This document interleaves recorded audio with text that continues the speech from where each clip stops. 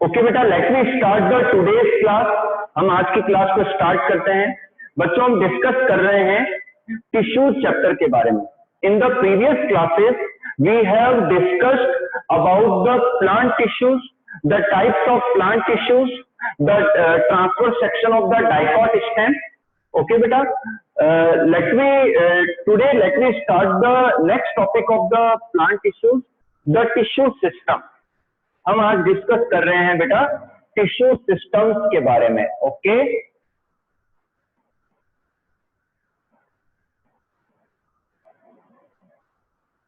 बच्चों, प्लांट्स के अंदर जो प्लांट्स की बॉडी को बनाते हैं उन टिश्यूज को हम तीन सिस्टम में डिवाइड करते हैं। First, epidermal tissue system, epidermal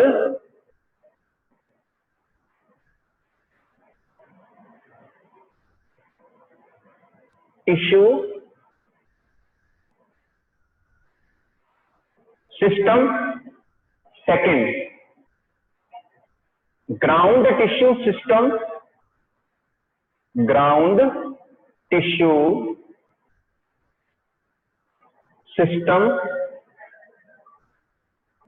okay बेटा, और जो थर्ड है वो है वैस्क्यूलर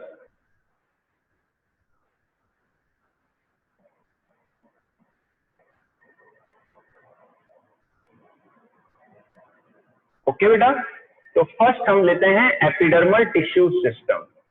एपिडर्मल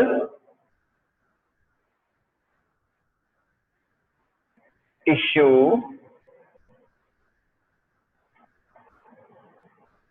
सिस्टम।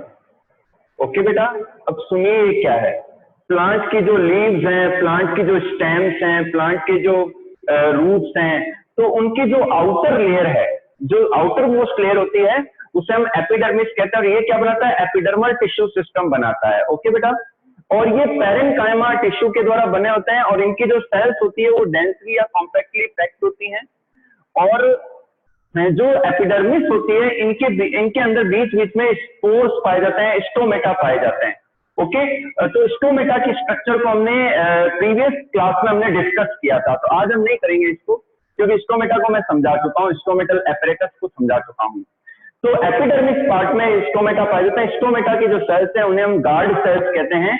तो उनके टर्जिड होने पर स्टोमेटा ओपन होते हैं और उनके वापस से श्रिंक होने पर स्टोमेटा क्लोज हो जाते हैं। ओके बेटा, तो एपिडर्मल टिश्यू सिस्टम इस प्रकार पाया जाता है।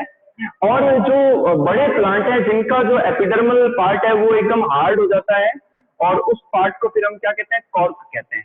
ठीक है बेटा, तो ये हो गया। सेकेंड लेते हैं हम ग्राउंड टिश्यू सिस्टम।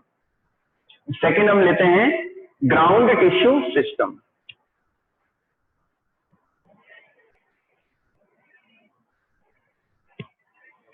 सेकेंड हम लेते हैं ग्राउंड टिश्यू सिस्टम। ठीक है बेटा, ग्राउंड टिश्यू सिस्टम क्या है कि प्लांट का जो इंटरनल पार्ट है, प्लांट की जो इंटरनल बॉडी है, वो जिन टिश्यूज से बनते हैं उन्हें हम क्या कहते हैं? ग्राउंड टिश्यू सिस्टम कहते हैं।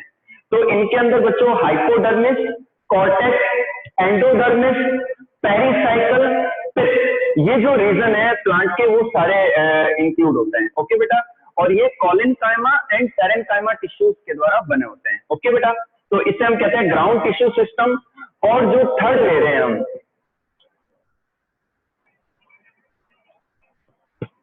जो थर्ड टिश्यू सिस्टम है उसे हम कहते हैं वेस्क्यूलर। जो थर्ड टिश्यू सिस्टम ले रहे हैं वेस्क्यूलर टिश्यू सिस्टम। अब वेस्कुलर जो टिश्यू सिस्टम है बच्चों, ये बनते हैं दो टिश्यूज के द्वारा, जाइलम एंड फ्लोएम के द्वारा। वेस्कुलर टिश्यू सिस्टम किसके द्वारा बनते हैं बच्चों? जाइलम एंड फ्लोएम के द्वारा। तो इनमें जो जाइलम है वो वाटर और मिनरल्स को ट्रांसपोर्ट करते हैं और जो फ्लोएम है वो फूड का ट्रांसपोर्टेशन करते हैं। ओके, और vascular tissue system two types के होते हैं। ये कितने टाइप के होते हैं बच्चों? टू टाइप्स के। फर्स्ट लेते हैं radial vascular, radial vascular tissue system, radial vascular tissue system. ठीक है बेटा, ये जो है ना बच्चों, ये पाया जाता है प्लांट के रूट्स के अंदर। ये किसमें पाया जाता है? प्लांट्स के रूट्स के अंदर पाया जाता है। और इसके अंदर क्या होता है कि जो जाइलम और फ्लोएम होते हैं वो डिफरेंट रेडियस पर होते हैं, अल्टरनेट फॉर्म में पाए जाते हैं, और ये डिफरेंट रेडियस पर होते हैं। मैं स्केच ड्रॉ करता हूं, आप भी ज्वाइन कीजिए।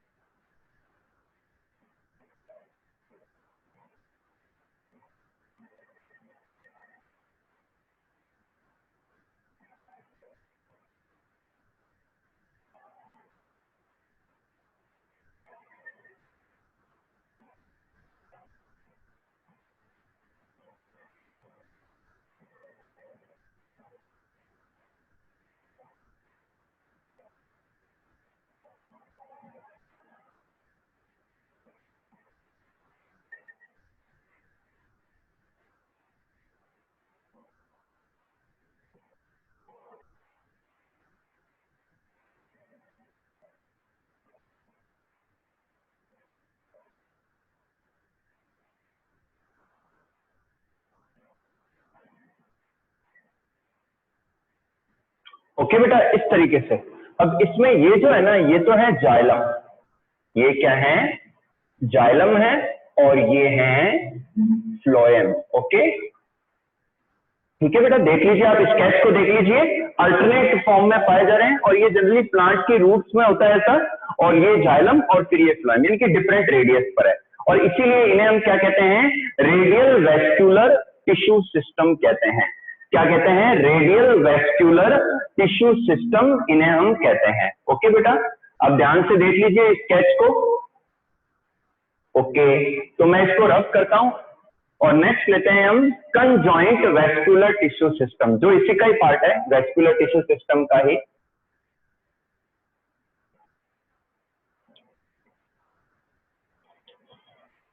सेकंड हम लेते हैं कंजॉइंट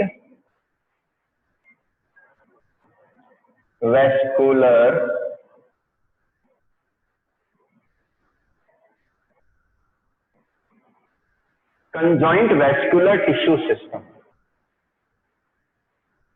ओके, तो कंजॉइंट के अंदर क्या होता है? कंजॉइंट में जो जाइलम एंड फ्लोएम है ये एक ही रेडियस पर होते हैं। जो जाइलम एंड फ्लोएम है ये एक ही रेडियस पर होता है, जाइलम अंदर की तरफ होता है, फ्लोएम बाहर की तरफ होता है। ओके बेटा, और ये जनरली स्टेम में देखने को मिलता है। ये भी टू टाइप्स के हैं, एक तो है क्लोज, एक तो है closed conjoint, closed conjoint vascular tissue system, closed conjoint vascular tissue system. Okay, तो इसमें देखिए बच्चों,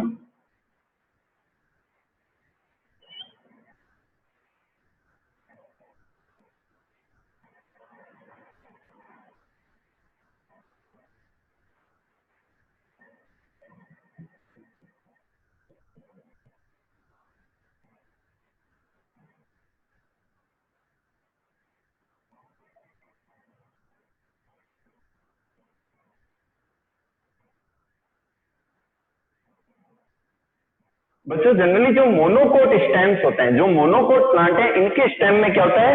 कैम्बियम। मैंने बताया था आपको, कैम्बियम जो है सेल्स का ग्रुप है जिनकी सेल्स मेरिस्टेमेटिक होती है, जिनकी जो सेल्स होती है मेरिस्टेमेटिक होती है, जो लगातार डिवीजन करती हैं और नई फ्लोएम और जाइलम लेयर्स फॉर्म करती हैं। ओके, तो जो मोनोकोट प्लांट है इनके स्टेम के अंदर कैम्बियम एब्सेंट होता है। तो ये तो हो गया फ्लोएम, ये क्या हो गया बेटा? ये तो हो गया फ्लोएम, और ये हो गया जाइलम। ओके, तो इसे हम क्या कहते हैं, closed conjoint vascular tissue system. Okay बेटा, और बी लेते हैं हम ओपन कंजॉइंट वेस्कुलर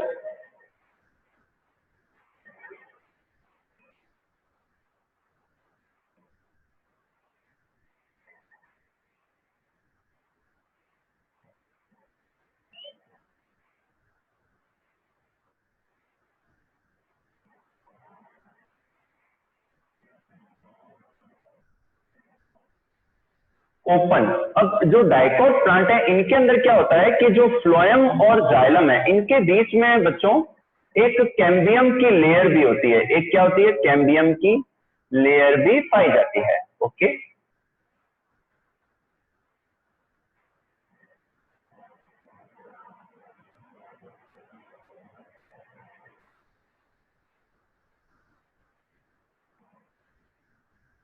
ठीक है बेटा, तो ये तो हो गया फ्लोएम।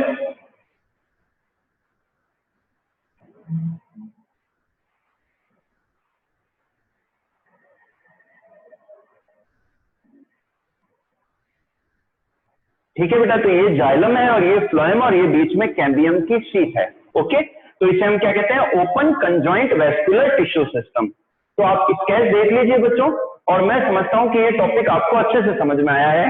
आज हमने डिस्कस किया है वेस्कुलर टिश्यू सिस्टम के बारे में, और ये 3 टाइप के हैं, epidermal tissue system, ground tissue system and vascular tissue system. Okay बेटा, तो बच्चों प्लांट के जो टिश्यूज हैं वो कंप्लीट होते हैं।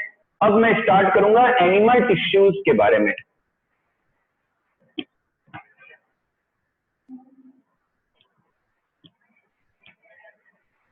एनिमल टिश्यूज को अपन डिस्कस करेंगे बच्चों।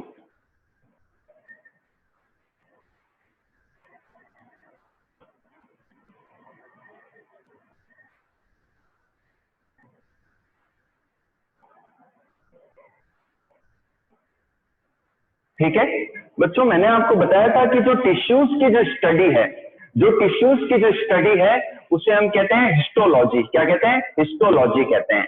बच्चों एनिमल के अंदर जितने भी जो नॉन कॉर्डेट हैं, जिनके अंदर नोटोकॉर्ड नहीं होती, वर्टेब्रल कॉलम नहीं होती, और जो कॉर्डेट है, इन सभी में 4 प्रकार के जो टिश्यू सिस्टम देखने को मिलते हैं। 4 प्रकार के टिश्यू सिस्टम देखने को मिलते हैं। फर्स्ट लेते हैं हम epithelial tissue system. Epithelial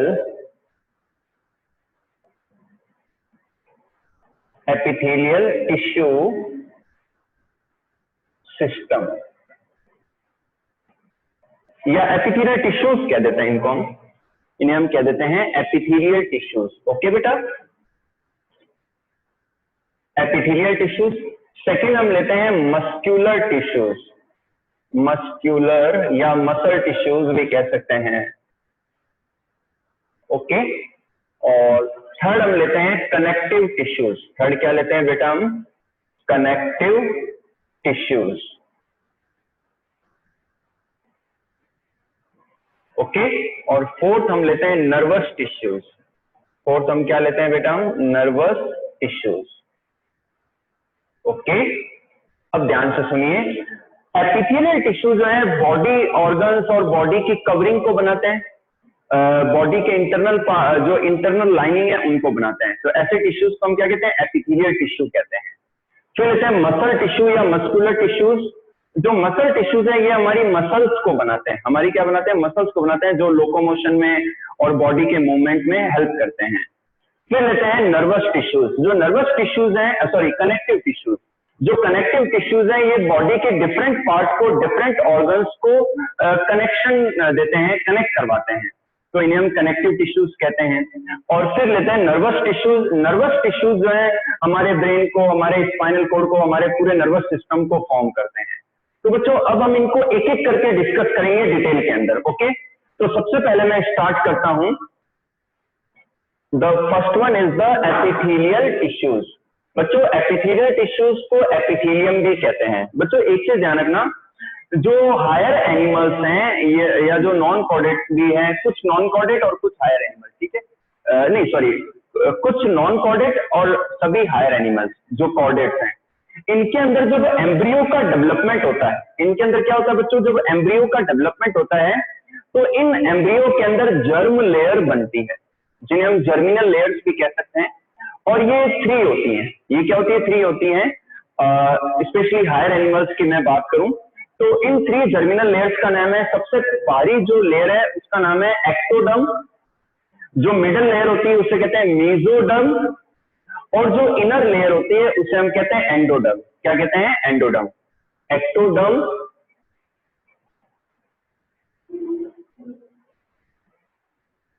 mesoderm और एंडोडर्म। ओके,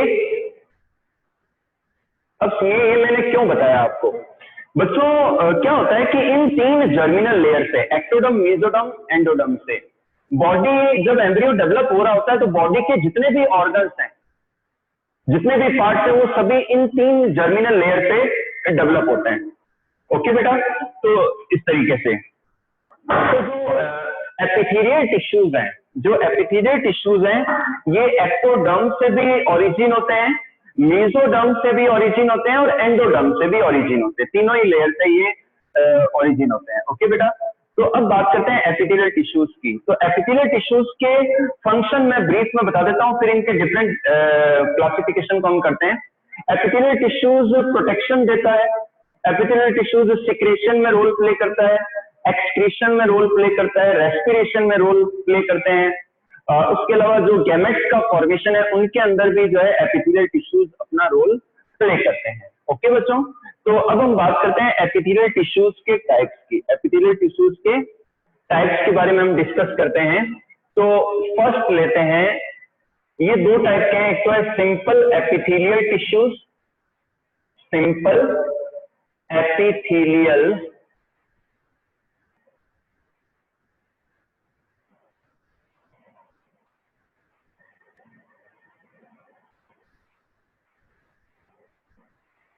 और सेकंड है परमानेंट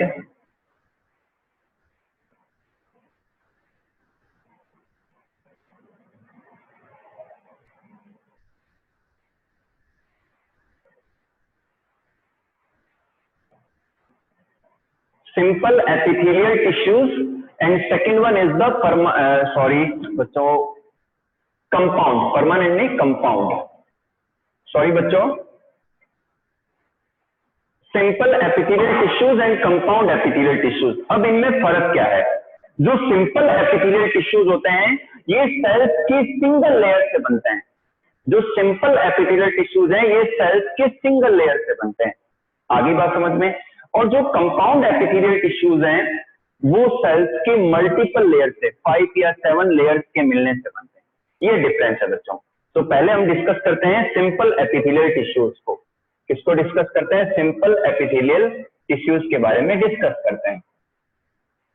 बच्चों इसको पूरा ना लिख के हम सिंपल एपिथेलियम भी लिख सकते हैं। ओके, सिंपल एपिथेलियल टिश्यूज के कई सारे टाइप है। सिंपल एपिथेलियल टिश्यूज के कई सारे टाइप है ये, और वो बेस्ड है कि सेल्स कौन सी है, किस टाइप की सेल्स है उसके ऊपर बेस्ड है ये, ठीक है ना। तो फर्स्ट ए लेते हैं हम, simple squamous, simple squamous epithelium.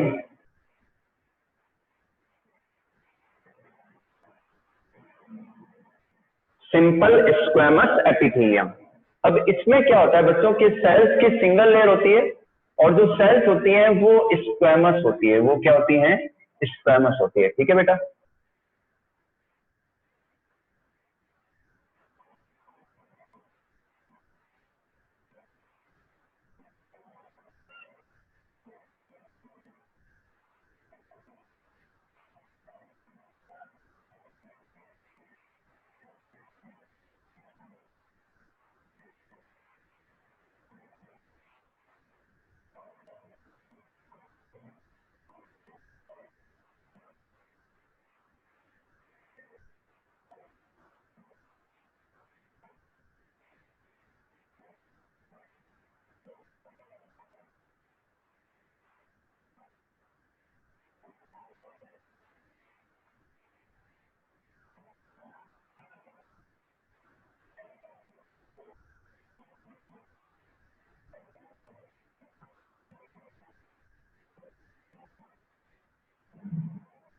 ये देखिए बच्चों, अब ये जो सेल है ये स्क्वेमस सेल है।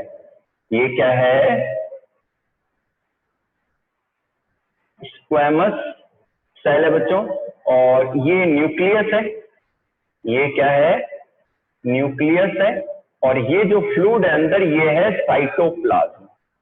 ये क्या है बच्चों? सेल का साइटोप्लाज्म है। ओके। और ये जो है ना, ये बेसमेंट मेम्ब्रेन है, यानी कि जो सेल्स की लेयर होती है ना बच्चों, ये बेसमेंट मेम्ब्रेन पर अटैच होती है। बेसमेंट मेम्ब्रेन पर ये प्रोटीनस होती है, प्रोटीनेशियस होती है और फाइबर। जो बेसमेंट मेम्ब्रेन है ये प्रोटीनेशियस होती है, इनमें फाइबर्स भी पाए जाते हैं, फाइबर्स टिश्यूज भी पाए जाते हैं। तो जो सिंगल लेयर है ये अटैच होती है बेसमेंट मेम्ब्रेन के ऊपर। और सेल्स के जो किनारे हैं वो टेपरिंग होते हैं और बीच का पार्ट बल्ज होता है। बीच का पार्ट जो होता है वो फूला होता है, बल्ज होता है। जो न्यूक्लियस है वो इस तरीके से फैले हुए फॉर्म में पाया जाता है। ओके। और ऐसा लगता है कि जैसे अपने फ्लोर के ऊपर टाइल्स लगी हुई होती है, एक से एक टाइल अटैच होती है। तो सिंपल स्क्वेमस एपिथेलियम में भी कुछ ऐसा ही है कि जो सेल्स एक दूसरे पर फिटेड होती है, अटैच्ड होती हैं। और ऐसी एपिथेलियम को हम कहते हैं, हम एक और नाम ले सकते हैं इनका, पेवमेंट एपिथेलियम। क्या नाम ले सकते हैं? Pavement epithelium. ओके बेटा, पेवमेंट एपिथेलियम। ओके। तो मैं समझता हूं आपको ये टॉपिक समझ में आया है सिंपल स्क्वेमस एपिथेलियम का। एक बार आप स्केच को देख लीजिए। ओके, ठीक है बच्चों, मैं रफ करता हूं। सेकंड में लेता हूं simple cuboidal epithelium. Simple cuboidal, B part ले लेते हैं, simple cuboidal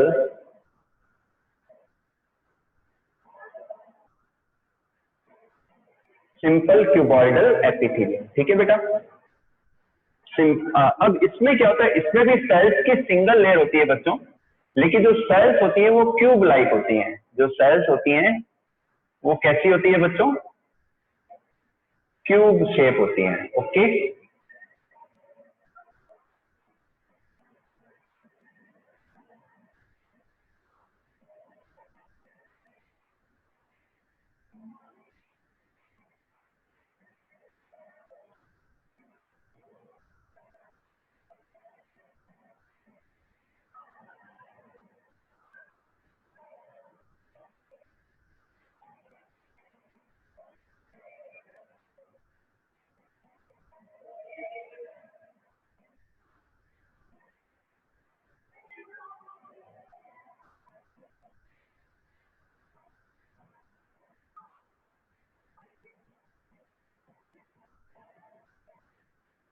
okay, cube shaped cell हो गए।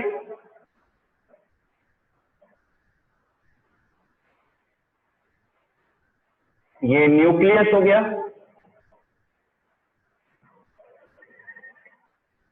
ये हो गया साइटोप्लाज्म। ये क्या हो गया? साइटोप्लाज्म। ओके बेटा। और ये हो गया बेसमेंट मेम्ब्रेन। ये क्या हो गया?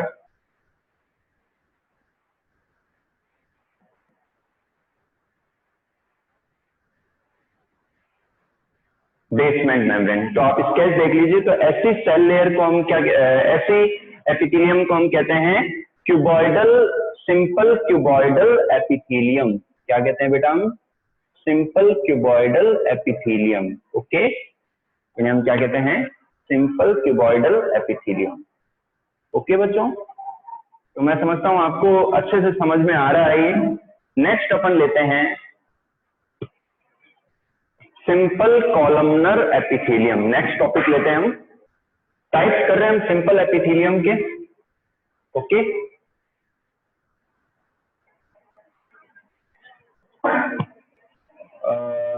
सी टाइप ले लेते हैं हम, सिंपल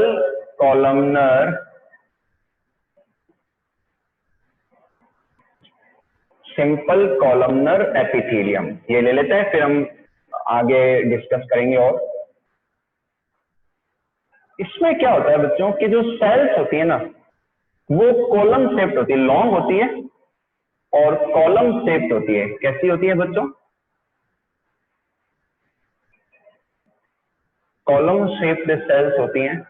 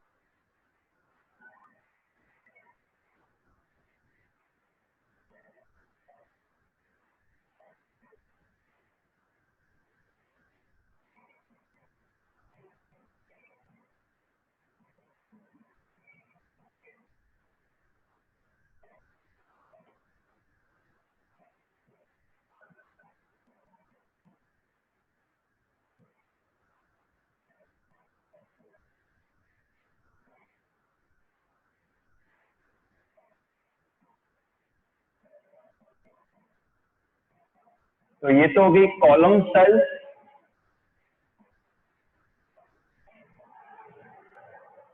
कॉलम सेल।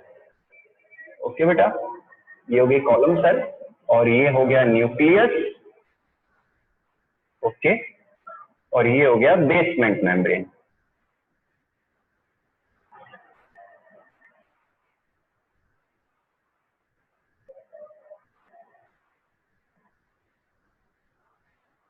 ठीक है बेटा, कॉलम सेल, न्यूक्लियस, साइटोप्लाज्म और बेसमेंट मेम्ब्रेन। ठीक है बेटा, सेल के अंदर के फ्लूइड को हम क्या कहते हैं? साइटोप्लाज्म। सिंपल। अब तो ये टॉपिक तो ऐसे है कि आप डायग्राम के बेसिस पर लर्न कर सकते हो। अच्छा, एक चीज और मैं बता दूं आपको कि इनमें कुछ सेल्स के अंदर क्या होता है कि गॉबलेट सेल्स होती हैं वो, तो ऐसे ग्लोब्यूल्स का फॉर्मेशन होता है। इस तरीके से क्या है, ग्लोब्यूल्स का फॉर्मेशन होता है और उनके द्वारा फिर क्या होता है, गॉबलेट सेल्स के द्वारा क्या होता है, म्यूकस का सिक्रेशन होता है। ठीक है ना, जैसे कि हमारी इंटेस्टाइन के अंदर तो म्यूकस का सिक्रेशन होता है जो वहां उसको वो सराउंड करता है। ठीक है, तो इस तरीके से सिंपल कॉलमनर एपिथेलियम पाई जाती है एनिमल्स के अंदर। तो बच्चों, आज की क्लास को हम यहीं ओवर करते हैं। जो रिमेनिंग टाइप्स हैं इनके वो कल की क्लास में हम डिस्कस करेंगे। ओके बेटा, थैंक यू।